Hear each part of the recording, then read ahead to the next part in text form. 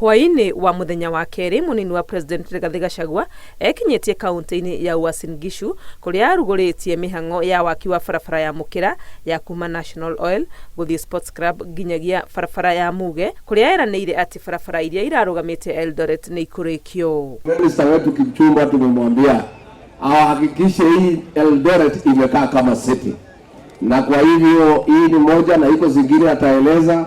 Tunataka hii town ikae sawa sawa. Guko ni kwateteire wira uria thirikari ya Kenya Kwanza iraruta na muno ruhonge-ini rwa urimi, akira arĩmi mathie na mbere kwiyandĩkithia niguo magunike na bataraitha ya thogora wa thĩ. Rais tena amepunguza kutoka 3,500 mpaka 2,500, na kwa hivyo tunataka kuuliza wakulima katika kaunti hii yetu ya Uasin Gishu watie bidii kabisa.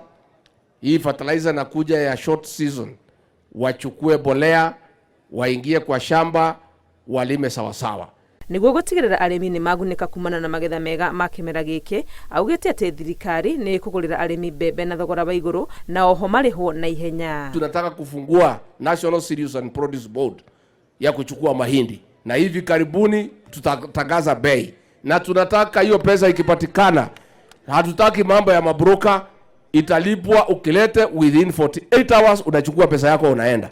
Atongoria aria marari hamwe na munini wa president ni hamwe na governor wa kaunti ya Uasin Gishu Jonathan B, minister wa barabara Kipchumba Murkomen, senator wa Uasin Gishu Jackson Madago gatagati ka angi. Ngiribotera Inooro TV, retwa rĩakwa ni Wangui wa Mwangi.